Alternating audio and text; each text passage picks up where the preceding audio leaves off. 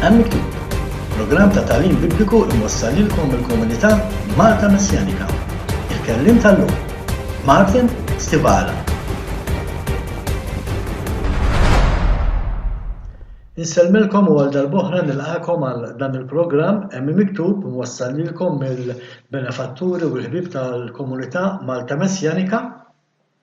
U infakkarkom li bħalissa qegħdin nitkellmu fuq is-suġġett li jitkellem fuq l-eżilju li ilu issa sejjer fuq l-2730 sena u qedna fl-aħħar programm kif is-salta tan-naħa ta' fuq ta' Iżrael ġiet meħuda fl-eżilju u tferxet mad-dinja kollha waqt li t-tribu ta' Ġuda s-saltna tan-naħa t'isfel għalkemm ittieħdet u ġiet inferxa ħafna drabi imma qatt ma tħammġet mal-ġentili mal-pagani u marret lura tgħix ġewwa Iżrael. U għedna wkoll li dinja kienet ukoll wegħda li Alla għamel ma' David. Biex inkomplu l-programm tagħna infakrukom fuq l-ewwel profezija li rajna mill-Ktieb ta' Ġeremija li tkellmet fuq l-eżilju ta' Iżrael għal 990 sena. Għaliex qed infakrukom għaliex dan il-programm huwa interessanti għal fatt li fih naraw meta beda dal-eżilju għaliex minn 390 sena ġie għal 2730 sena diġà fil-fatrajnija fil-Ktieb tal-Levitiku imma issa nkomplu nitkellmu wkoll fuq għadi u allura jekk dal-eżilju huwa twil 2730 sena, meta kien se jispiċċa u peress li aħna diġà għandna id-dati semmejna dik il-perjodu ta' 12 sena differenza għandna tieqa ta' 12 sena. Meta seta' beda dan l-eżilju għal daqstant jekk noddu 2730 sena wara inkunu nistgħu nafu meta dan l-eżilju kellu jispiċċa u allura huwa dak iż-żmien dak il-perjodu fejn Alla beda jsejjaħ issa lill-poplu tiegħu lura sabiex jadorah u jqimu u jimxi miegħu bħalma kien jimxi miegħu Abraham, Isaac u Ġakob billi jħarsu il-liġi tiegħu, il-kmandamenti tiegħu, il-preċetti tiegħu, it-Torah sejħala li trid imma dan huwa dak ix-xogħol li l-Ispiritu Santu qiegħed jagħmel bħalissa u bħalma qednilkom fil-programmi l-oħra hija mowġa li qed tibda bil-mod il-mod tiġbor il-momentum tagħha u l-mument li jkun hemm il-milja tal-ġentili u mbagħad titisseħħ il-milja tad-dar ta' Ġuda daw ħanitkellmu kollha fuqhom f'daw il-programmi u mbagħad allura jkunu jistgħu jibdew jagħmlu x-xogħol tagħhom mad-dinja kollha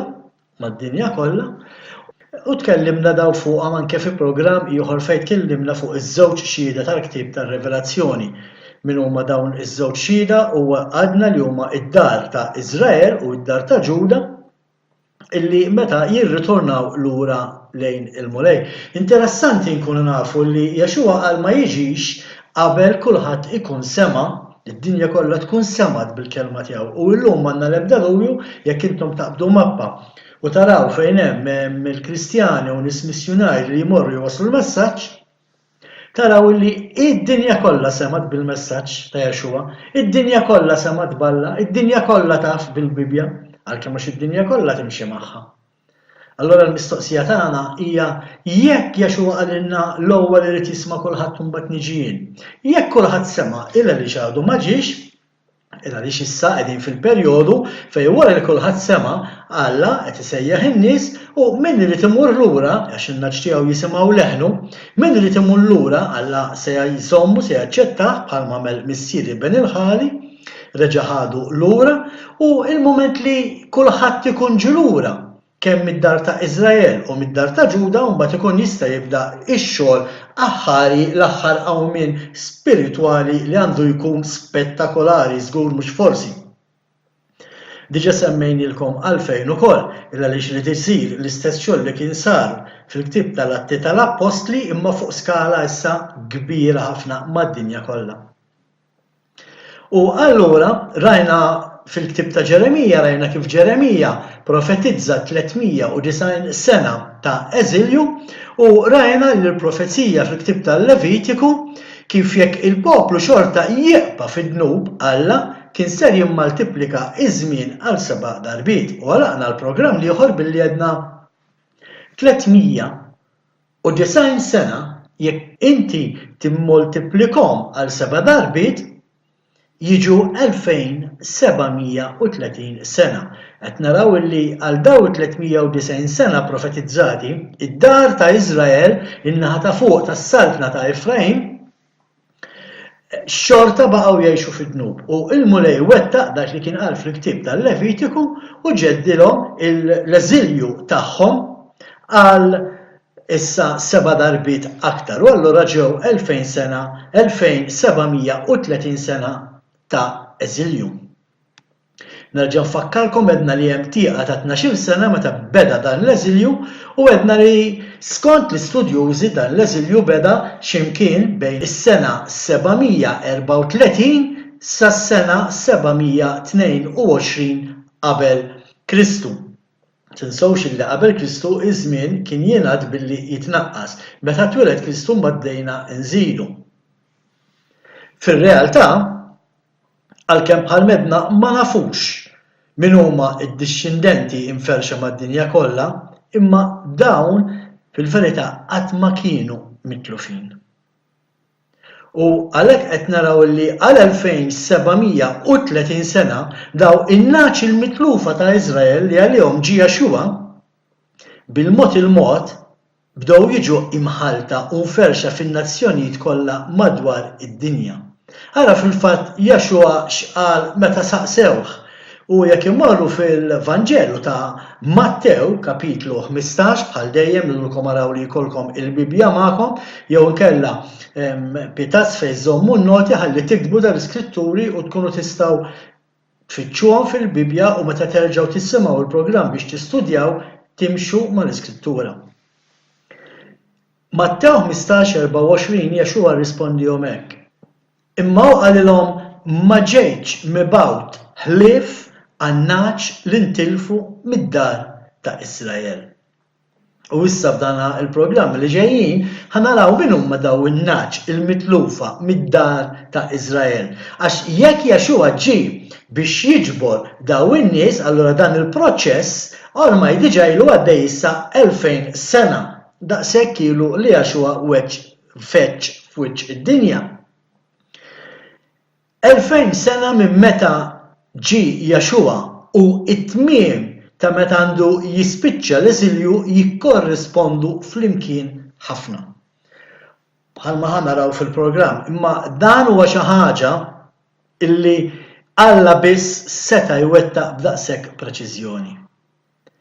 Ejja ħalli naraw matematika, ħalli naraw issa nafu meta beda, naraw meta spiċċa dan l-eżilju tan-naċ il-mitlufa ta' Iżrael. U nibdew billi ngħoddu 2730 sena mis-sena 734 qabel Kristu jew is-sena 722 qabel Kristu. Qed nitkellmu fuq l-ewwel sena u l-aħħar sena tal-perjodu li fih nistgħu nilagħbu dawk it-12 sena. U meta nagħmlu hekk, naraw f'liema perjodu ser nispiċċaw. Taħsbu li nistgħu niġu f'xi data jew perjodu importanti tal-istorja? Jiena ngħidu żgur. Ejja naraw. Meta ngħoddu 2730 sena mis-sena 734 jew 722 sena qabel Kristu, niġu fis-sena 1996 sal-2008 bħalma għandna perjodu ta' 12 sena meta seta' beda 2730 sena wara meta kellu jispiċċa jaqaf perjodu ta' tieqa ta' 12 sena li tibda mill-1996 sas-sena 2008, mill-1996 sas-sena 2008. Tinsewx ma nistgħux inkunu 100% eżatt fid-data, imma nafu li qegħdin qrib. Qegħdin x'imkien f'dal perjodu li jispiċċaw l-2730 sena. Ormai issa li qegħdin fis-sena 2018 allura diġà nafu li anke qbiżnihom b'10 snin u l-perjodu għalina issa huwa 2740 sena. x'imkien bejn 10 snin ilu u 22 sena ilu bdiet din il-famuża sejħa sabiex il-poplu joħroġ mill-eżilju u jerġa' lura fl-art imweda. Fil-każ tagħna il-Kristjani, art imweda li hija l-art spiritwali Iżrael spiritwali. Din hija r-raġuni li qed naraw l-amat jaqa' minn għajnejn ħafna u dawk tad-dar ta' Iżrael qegħdin iqumu mir-raqda spiritwali u qed jerġgħu lura lejn il-patrimonju u l-eruq tal-fidi tagħhom. Anke qawwa kbira. Dawn mhumiex għalkemm huma bħalma ngħidulkom clusters ta' nies mad-dinja kollha ma jfissirx li huwa numru żgħir. Għalkemm huwa numru ħafna iżgħar minn dak pagan illa li Jexua stess qalilna triq hija dejqa u ftit ser jgħaddu minnha. Għax hawn min jirraġuna li jekk m'intomx knisja kbira m'għandix interess. Fejn tara knisja kbira aħrab ħabib. Jien hekk nirraġuna għax Jexua stess qalilna it-triq hija dejqa u ftit jgħaddu minnha. Għaliex hija xi ħaġa kbira din li qed isseħħ, il għaliex hija sejħa sopranaturali, sejħa ġejja minn Alla nnifsu wara 2730 sena Alla beda jsejjaħ lin-naċ il-miklufa tiegħu u in-naċ tiegħu jisimgħu leħnu. Dan huwa kliem Jexua. Alla qed issejjaħ lil dawk li verament qed ifittxuh. Imma trid tkun verament qiegħed tfittxu, mhux għax issa sibt xi ħaġa differenti milli kellek qabel taħseb li verament għandek il-verità kollha. Biex ikollok il-verità kollha, fittex wiċċ il-mulej, saqsih il-mistoqsijiet u l-mulej jirrispondik, din hija wegħda minn tiegħu. Fit-tieni ktieb tal-Kroniki, kapitlu 7, vers 14, Alla jgħidilna hekk u l-poplu tiegħi li fuq jissejjaħ ismi, jumilja ruħu u jitlob u jfittex lil wiċċi u jerġgħu lura mit-triq il-ħażina jien nismagħhom mis-sema naħfrilhom b'nubietom u nfejqilhom l-arthom. X'jiġifieri nfejqilhom l-arthom? Jiġifieri ma jaqpawx aktar pagani. Jiġifieri dak il-pajjiż li verament ifittex wiċċ il-mulej, Alla jisma' t-talb tiegħu.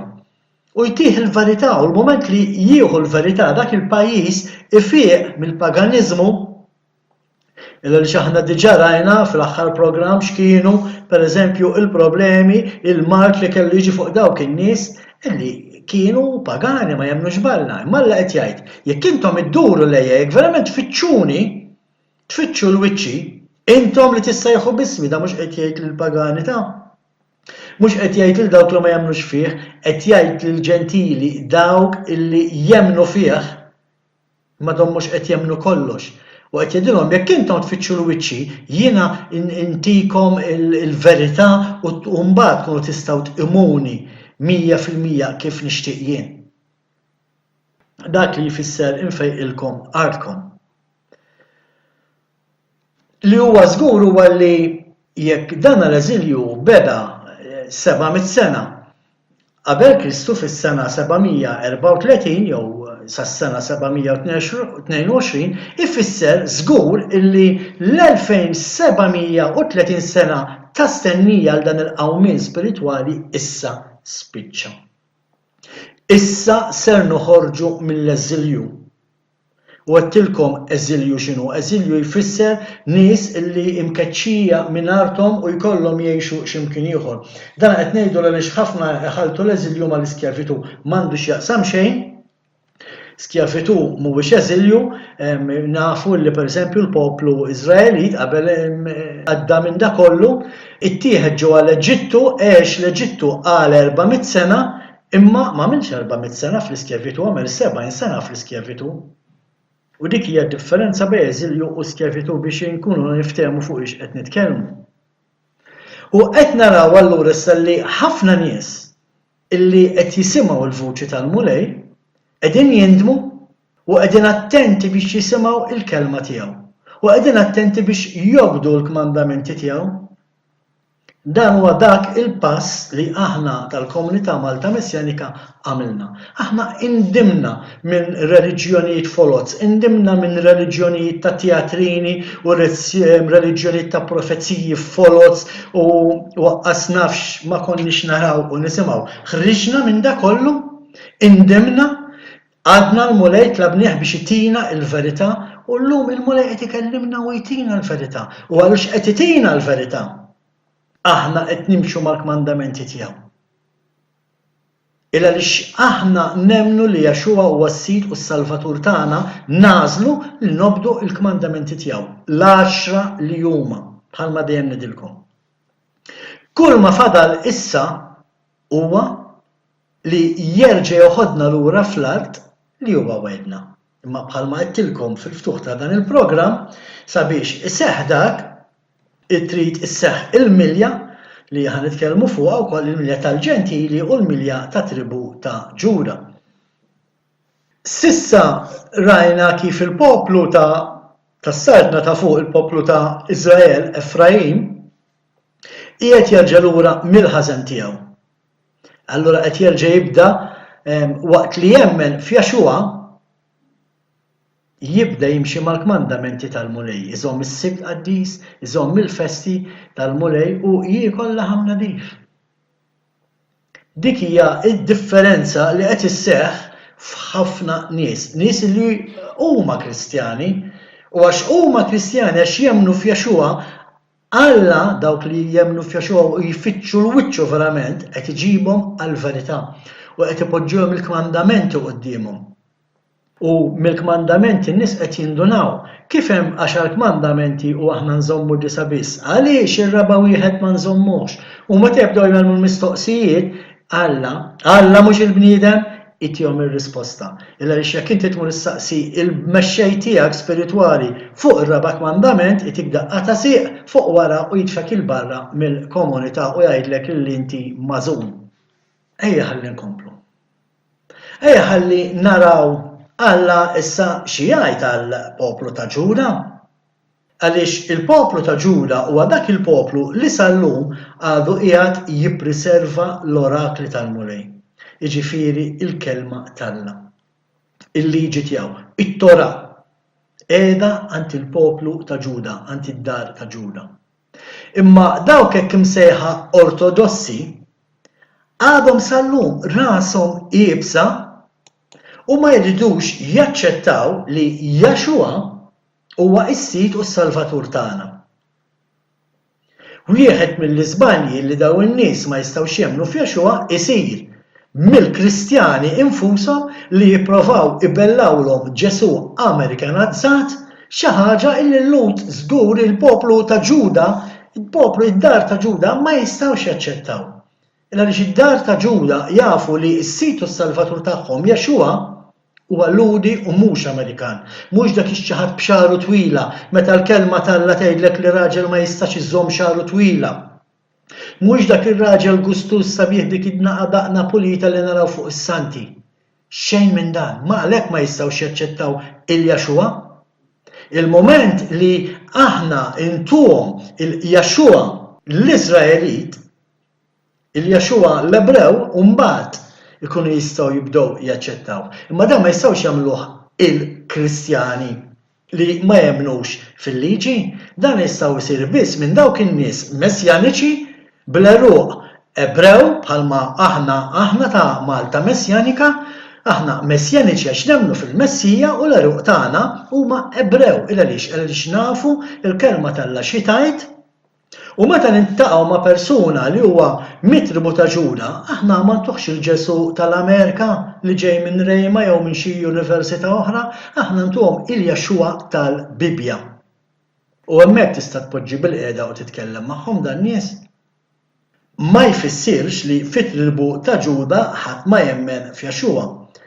Bħalma diġà qed naraw bħalma hemm Kristjani li huma messjaniċi llum qed jimxu mat-Tora mal-liġi talla u jemmnu f'Jaxua l-istess hemm nies mid-dar ta' Ġuda hekk imsejħa ortodossi fit-twemmin tagħhom illi anke qed jarfu l-Jaxua u qegħdin jaċċettawh.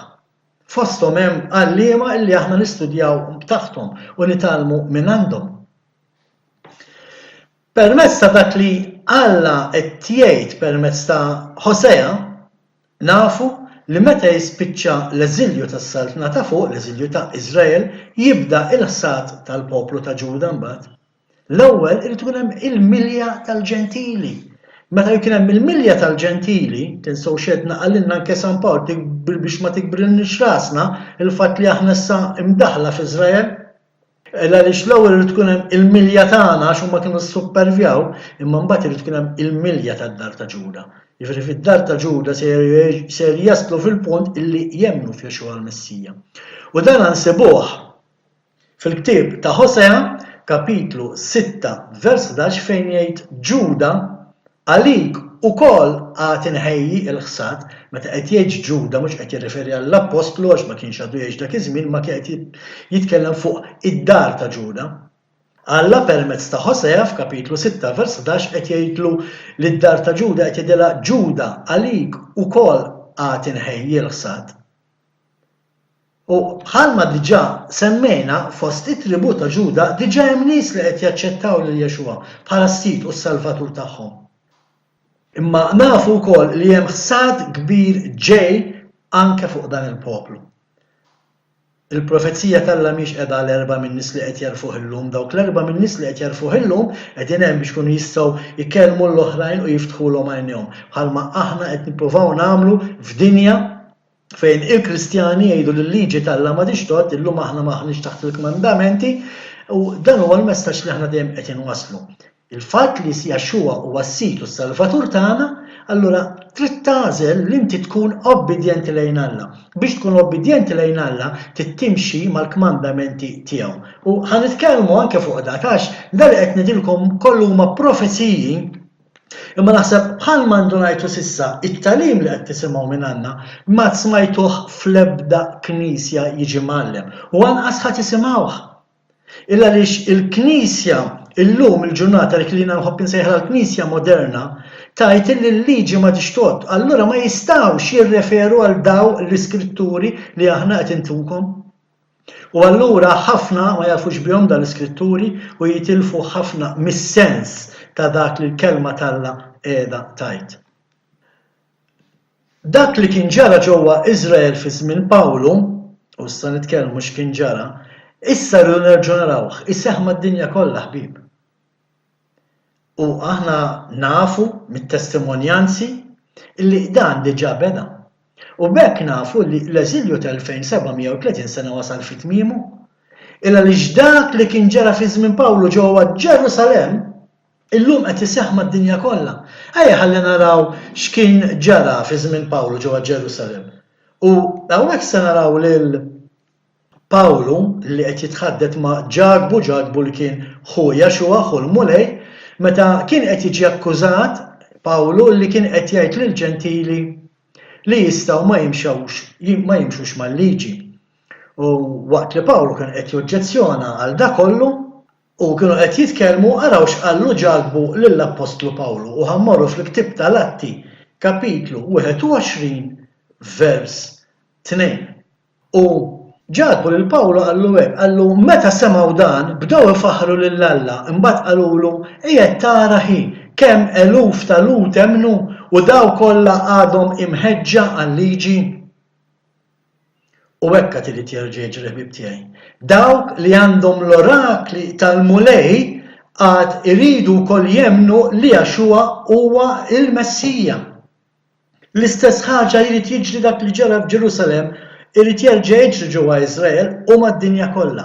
Dawk li llum għandhom l-orakli tal-mulej, dawk li ppreservaw it-Tora, dawk li għadhom sallum jistudjaw il-kelma qaddisa, dawk irid tiġi żmien meta waqt li għadhom qed iżommu t-Tora jibdew jemmnu f'Jexua.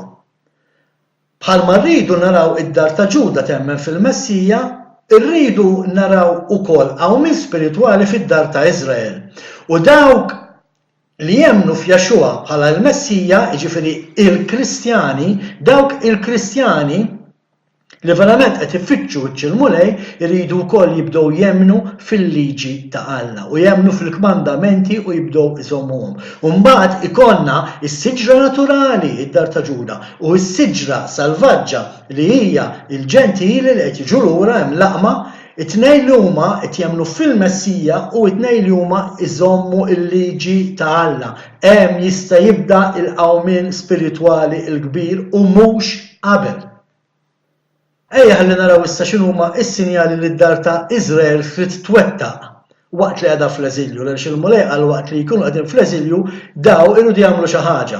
U ħanaraw issa hekk hux veru saru daw, għax infakrukom li issa qed nitkellmu fuq id-dar ta' Iżrael u mhux dik ta' Ġuda.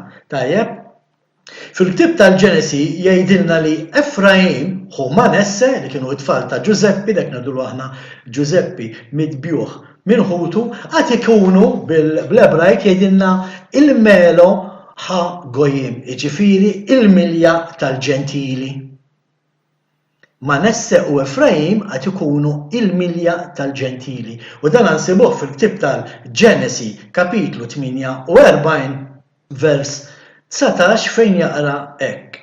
Imma missieru qed jitkellem għal Ġakob li huwa missier il-poplu Iżraelit, għalhekk Alla kien bidillu ismu minn Ġakob għamillu Iżrael, imma missieru ma rridx u qallu naf ibni.